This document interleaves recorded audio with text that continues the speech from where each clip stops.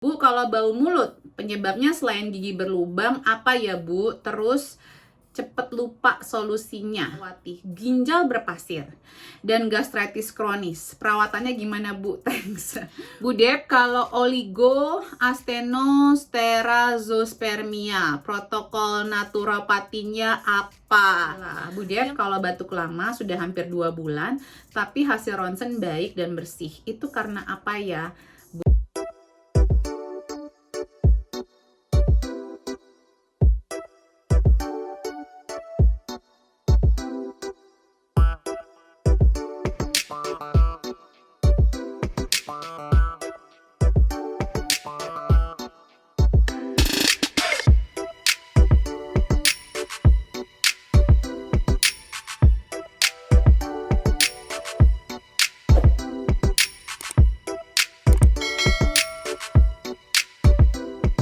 Hai, kembali lagi bersama saya Devi Jo Marie, your favorite naturopathic practitioner. Kembali dalam segmen Tanya Sehat Debbie. Jadi setiap weekend teman-teman pantengin Root of Life UK Instagramnya. Teman-teman boleh bertanya apa saja, nanti saya akan jawab di segmen ini teman-teman ya. Hanya di akhir pekan saja. Jadi tunggu kapan Q&A-nya muncul, tanya, nanti saya jawab di sini. Jangan lupa di-subscribe dan di-share kalau ini bermanfaat. Semoga bermanfaat ya teman-teman ya. Oke, pertanyaan pertama dari Ibu Vita Azahra 97. Apakah anak yang alergi telur bisa sembuh, Bu? Umur anak 14 bulan. Yang pertama begini, Bu. Sebenarnya, kalau misalnya dibilang sembuh, alergi, jadi ada beberapa hal ya. Alergi itu kebanyakan yang tinggi di Indonesia adalah alergi putih telurnya. Sementara yang sehat buat anak-anak adalah kuning telurnya. Kalau itu dari telur yang organik, itu mengandung vitamin D, mengandung omega 3, mengandung choline yang luar biasa untuk perkembangan otak anak kita. Yang kedua, alergi itu ada tingkatan, ada alergi, ada sensitivitas, ada intoleran. Seperti saya putih telur itu sebenarnya tinggi intolerannya. Jadi mungkin saya akan lebih fokus ke kuning telurnya dibandingkan putih telurnya. Which is okay sebenarnya. Dibilang sembuh tuh seperti apa sih gitu. Kalau aku sih mendingan, kalau aku tahu ini kita hindarin aja. Toh masih banyak sumber protein lain yang bagus buat anak kita. Kalau dibilang bisa sembuh mungkin kalau udah sampai kategorinya aduh, kategorinya terlalu semangat ya jawabnya ya. Sebentar saya minum dulu ya.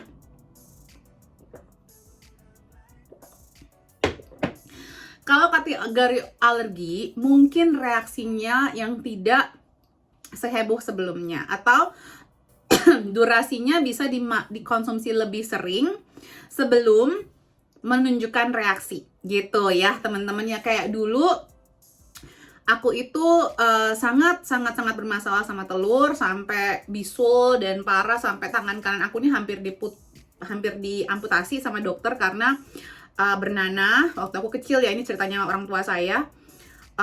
Itu hampir diamputasi karena takutnya ke jantung ya, takut infeksinya bisa kemana-mana. Untungnya sama dokternya disedot dan itu bisa terbantu. Nah, sejak saya itu tuh saya inget banget kalau mama saya tuh mengikuti prinsip orang zaman dulu. Kalau alergi dikasih aja anaknya, nanti sembuh. Enggak ya, jangan begitu teman-teman. Kalau bisa malah dihindari dulu, lalu diperbaikin pencernaan anaknya gitu. Diperbaikin dengan beberapa protokol. Ya, saya menyebutnya Likigat protokol, atau teman-teman juga bisa menggunakan protokol untuk menguatkan sistem pencernaan. Dan kalau memang udah terbukti alergi, kita hindarin dulu aja. Toh masih banyak kok makanan lain ya teman-teman ya.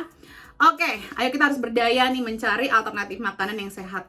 Karena mentang-mentang telur itu gampang. Nah, justru karena telur itu terlalu gampang, jadi kayak bisa praktis ya. Jadi kayaknya di abuse atau dikonsumsi terlalu berlebihan, seperti kayak tempe dan tahu di Indonesia. Mungkin udah saatnya kita lebih memvariasikan pola makan kita, terutama untuk anak-anak. Karena kan masa anak-anak ini adalah masa di mana mereka lagi belajar nih untuk mengkonsumsi yang variatif pola makannya. Berikutnya dari piki.pik.aja. Bu Debbie, adakah KB alami ala naturopati? Seperti apakah itu Bu Deb? Ya, dikeluarkan di luar, spermanya, menghitung tanggal.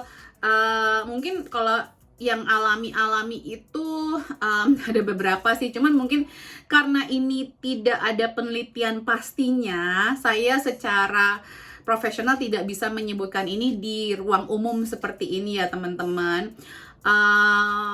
Ada beberapa kayak ya ada beberapa sih. Aku nggak bisa menyebutkannya di sini, mohon maaf banget ya. Mungkin yang bisa saya share adalah yang membantu menstruasi supaya lancar gitu ya, misalnya kayak Vitex Berry, terus juga biji carrot, biji wortel, itu bisa membantu. Tapi mohon maaf ya Bu, saya nggak bisa jawab soal ini karena belum ada penelitian pastinya. Nanti kalau saya sebutkan ada yang menuntut mana penelitiannya gitu. Atau nanti ibu hamil terus saya dituntut saya hamil, Bu, ikutin sarannya Bu Debbie. Oh no. Oke, berikutnya dari Imroatul.ajiza. Anak 19 bulan defisiensi vitamin B6 karena obat TB. Merek vitamin apa yang bagus dan gimana dosisnya? Nah, kalau ngomongin dosis, itu kan saya harus tahu pasiennya ya Bu, karena tergantung kekurangannya seberapa parah. Tapi kalau merek saya mungkin bisa kasih ada yang namanya Biocare, Methyl Volgard. Nah, ini ada B6-nya, ada B9-nya, ada B12-nya. Bagus banget nih biasanya kalau udah kena obat TB, kekurangan itu semua sih sebenarnya, ya. Oke, tapi kalau dosis tergantung anaknya dan kekurangannya seberapa banyak, Bu. Ibu boleh lihat video YouTube saya soal B6. Soal B6 ya. Oke, berikutnya dari Alfa Tisagabu, kalau bau mulut, penyebabnya selain gigi berlubang, apa ya Bu? Terus cepet lupa solusinya. Oh, terus kalau lagi cepet lupa ya, berarti ya. Ini aku menangkapnya apa ya Bu? Terus cepet lupa solusinya apa? Nah, ini ada beberapa hal nih ya Bu. Ini bagus sekali untuk kita lebih aware sama sinyal tubuh kita, walaupun seems kayak ringan ya masalahnya. Bau mulut penyebabnya selain gigi berlubang bisa jadi karena prediabetes, juga bisa gangguan masalah pencernaan seperti GERD juga bisa memicu bau mulut. Terus juga dehidrasi bisa memicu bau mulut kalau kurang minum air putih. Terus juga selain gigi berlubang, di antara gusi-gusi ini saja kita biasakan untuk ngefloss ya teman-teman. Masalah gigi gusi bermasalah itu juga bisa menyebabkan bau mulut. Jadi bukan hanya bolong gigi tapi gusinya juga bisa menyebabkan apalagi ya kemungkinan bau mulut. Ya itu beberapa sih yang kemungkinan ya. Dysbiosis juga bisa menyebabkan bau mulut. Berikutnya cepet lupa. Nah, cepet lupa ini tergantung umurnya berapa nih. Ini harus di awareness-nya tinggi nih. Soalnya cepet lupa ini ada hubungannya karena brain fog, kita kekurangan omega 3, bisa juga. Tapi kalau kita udah agak 30-an dan kita punya keturunan diabetes, itu bisa jadi kayak gejala awal demensia atau Alzheimer ya teman-teman. Jadi ini latih otak kita dan berikan nutrisi otak dan hindari yang namanya insulin resistance atau jauhkanlah diabetes dari tubuh kita. Oke? Tapi coba konsumsi kayak adaptogen dulu, kayak Prayaguna dulu, sama fish oil deh, membantu apa enggak. Berikutnya, dan tidurnya harus optimal ya Bu. Kalau kurang tidur ya kemungkinan kita bisa cepat lupa, orang capek otaknya. Oke, dari NQ Rahmawati, ginjal berpasir dan gastritis kronis, perawatannya gimana Bu? Thanks. Waduh, ini nggak cukup ini 15 menit jawabnya. 2, ginjal berpasir itu biasanya semua masalah ginjal. Ginjal itu memfilter banyak racun ya teman-teman. Nah, yang paling besar adalah racun-racun yang berasal dari protein hewani. Jadi asam urat tinggi itu dari protein hewani. Ginjal berpasir kemungkinan besar disebabkan asupan protein hewani yang tidak sehat, dalam arti kata yang tidak organik, dan diolah dengan tidak baik, misalnya digoreng, dibakar seperti itu ya, kayak sate banyak, terus juga digoreng-goreng ya. Dan kurang minum air putih dan kurang makan sayurnya. Itu kemungkinan penyebab kenapa ginjal berpasir. Jadi mungkin itu dijalankan dulu, dirubah dulu, oke? Terus kalau gastritis kronis, ini harus cek food sensitivity. Cek food sensitivity-nya dan belajar terapi apapun yang cocok buat ibu untuk mengontrol stres levelnya. Pemicunya stres, larinya ke makanan, pencernaannya bermasalah karena semuanya dimakan, dan biasanya makanan-makanan yang olahan, dan kemungkinan menimbulkan peradangan. Ini yang terjadi. Kalau untuk suplementasinya, mungkin di kelas bulan ini atau bulan depan itu kan ada kelas untuk masalah pencernaan ya Bu. Saya anjurkan ibu datang deh, karena ini bukan sesuatu yang ibu bisa nanya cepet. Di sini harus dijelaskan sampai benar-benar paham sampai ke akarnya. Karena kalau ini, karena mindful eatingnya juga harus dijalankan, mengontrol stresnya. Kalau saya menggunakan EFT atau Emotional Freedom Technique, kalau ibu nanti ada beberapa hal yang bisa ibu lakukan, misalnya olahraga rutin, TAT juga bisa ya Bu. Ya tergantung nih apa yang paling cocok buat ibu. Berikutnya, Bu Dep, kalau oligoastenospermia, protokol naturopatinya apa? Yang pertama, kalau ada kondisi seperti ini adalah rubah pola makannya. Penting sekali untuk merubah pola makan, karena biasanya orang-orang yang punya diagnosa ini pola makannya rendah dengan makanan-makanan yang whole foods atau makanan-makanan yang segar, makanan-makanan yang mengandung banyak antioksidan yang bisa merepair atau memperbaiki sel-sel dalam tubuh dan spermanya pada akhirnya. Jadi pastikan pola makannya ini diperbaiki. Jadi saya akan lebih spesifik ya, mungkin vitamin B12. Memang ini banyak di daging merah, ikan, produk susu organik, tetapi harus yang organik. Kalau nggak organik ini malah merusak. B12 ada dalam bentuk suplemen. Kalau nggak bisa cari yang organik, mendingan dari suplementasi aja. Vitamin C, nah ini banyak di sayuran hijau, beragam, buah-buahan, berries. Nah ini harus dicari teman-teman, bukan cuma jeruk doang ya vitamin C. Vitamin C ini untuk memperbaiki sel lebih cepat. Jadi kalau udah ada oligo, itu biasanya antioksidannya rendah, radikal bebasnya tinggi. Kacang-kacangan, jadi bukan kacang tanah ya teman-teman ya. Kacang-kacangan tuh kayak kacang merah, kacang hijau, kacang tolo. Ini sudah terbukti bermanfaat bagi kesehatan organ kesehatan reproduksi. Jadi daripada kita makan protein hewani yang banyak, tetapi mendingan dikombinasi antara protein hewani dan protein nabati. Kita bisa memasukkan kacang walnut, hazelnut, almond, mede. Ini terbukti dapat meningkatkan, ini dari penelitian 119 laki-laki, membuktikan kalau dia tinggi dengan asupan kacang-kacangan, karena ada mengandung vitamin E-nya juga ya teman-teman, another antioksidan yang bisa memperbaiki sel ya. Ini meningkatkan jumlah sperma sampai 16%. Berikutnya adalah lycopene. Lycopene dari tomat atau semangka atau buah dan sayuran yang berwarna merah teman-teman. Ini dapat melawan radikal bebas, kerusakan yang disebabkan oleh radikal bebas teman-teman. Berikutnya adalah adaptogen. Bisa prayaguna atau bisa juga ashwagandha. Ini untuk menurunkan stresnya atau menyeimbangkan stresnya. Olahraga dan hubungan seksual rutin 3-4 kali seminggu. Oke? Berikutnya dari K_Ken. Apa perbedaan makeup clean, vegan, cruelty free, conscious beauty, mana yang aman? Mungkin kalau harus dipilih, saya akan milih clean dari semua ini.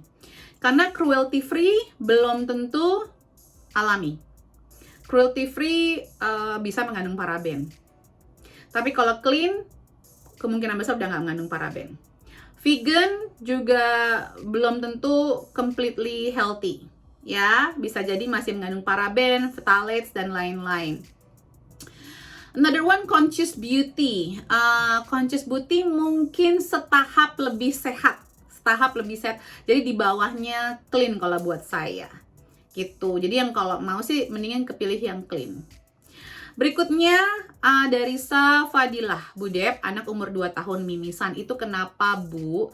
Kekurangan vitamin apa dia, Bu? Yang gimana cara perbaikinnya? Oke, kekurangan vitaminnya kemungkinan vitamin K sama kekurangan vitamin C biasanya. Jadi bisa juga karena lingkungan udaranya kering, terlalu kering, dan anaknya suka mengkorek-korek hidungnya. Dan mungkin juga ada alergi atau sensitivitas atau intoleran yang tidak diketahui sehingga merangsang atau men-trigger ya, Bu. Jadi kayak bikin tipis pembuluh darah di hidungnya. Jadi nanti si pembuluh darahnya makin tipis, nanti mudah sekali pecah pembuluh darahnya. Seperti itu. Jadi pola makannya banyakin sayuran hijau, Bu. Kalau kurang makan sayur, kurang nanti vitamin C-nya, kurang vitamin K-nya. Jadi sayuran tuh ada vitamin K dan vitamin C tinggi di sayuran-sayuran berwarna hijau dan berwarna-warni. Berikutnya dari Ibu Wijna Akila. Bu Dep, kalau batuk lama sudah hampir 2 bulan, tapi hasil ronsen baik dan bersih. Itu karena apa ya, Bu? Nah, tes food sensitivity-nya biar ketahuan, mungkin aja ada makanan-makanan yang memicu peradangannya. Teman-teman bisa ke Leader Indonesia, di situ saya itu harganya lebih murah karena saya balikin komisi dokter saya. Atau mungkin juga Ibu bisa cek kalau di rumah Ibu ada titik-titik hitam di langit-langit sama di dindingnya atau catnya banyak yang keropos karena dindingnya dingin, itu berarti rumah Ibu lembab. Berarti itu kelembapan itu kalau di UK disebut dengan black mold. Black mold ini adalah jamur, sejenis jamur hitam yang dapat menimbulkan gangguan peradangan di saluran pernafasan kita. Ini ngebersihinnya nggak bisa main asal-asal ya. Ngebersihinnya tuh harus pakai hazmat dan pakai masker khusus medis supaya sporesnya, jamurnya itu tidak masuk ke saluran pernafasan yang membersihkannya. Dan ngebersihinnya itu jangan cuma dibersihin aja. Jadi kalau memang udah ada kelembapan, dicari akar yang lembabnya dari mana nih. Mungkin ada yang bocor gentengnya, terus atau kemarin ada klien saya yang AC-nya pernah bocor, jadi di belakang lemarinya itu literally lembab. Nah itu bahaya teman-teman. Jadi mungkin harus pakai dehumidifier dulu, terus dibenerin akar penyebabnya apa. Biasanya ini ruangan yang deket banget sama dapur atau kamar mandi. Bahkan kemarin ada klien saya yang kamar mandi itu di tengah. Jadi nggak ada exhaust fan-nya, nggak ada jendelanya. Jadi kelembapannya tuh masuk ke ruangan sampai ke kamar anaknya yang menyebabkan anaknya batuk-batuk kering terus ya. Terutama nih kalau batuknya batuk kering. Kalau batuk berdahak biasanya itu makanan. Makanya saya tadi minta untuk tes food sensitivity-nya. Yang sensitif atau intoleran tapi nggak ketahuan. Jadi dimakan terus menimbulkan produksi lendir yang berlebihan. Jadi silahkan dicek ya teman-teman. Kalau di UK black mold itu medical hazard, cuman kalau Indonesia kayaknya masih banyak yang cuek sama soal itu. Oke, berikutnya adalah, nah untuk penanganannya, nanti kalau sudah cari akarnya, Ibu bisa menggunakan protokol naturopati yang ada di YouTube channel ini. Berikutnya dari Tunjung Sari, probiotik untuk hipertoid sebaiknya apa ya Bu Dep? Saya ikut kelas tanggal 7 tapi sudah kehabisan probiotik, kemarin pakai Life Space. Di modul ada sih sebenarnya Bu tadi. Oh ini soalnya aku baru jawabnya sekarang ya. Dan ini mungkin nanti butuh diedit dulu baru nanti di-post, di-upload di kanal YouTube ini.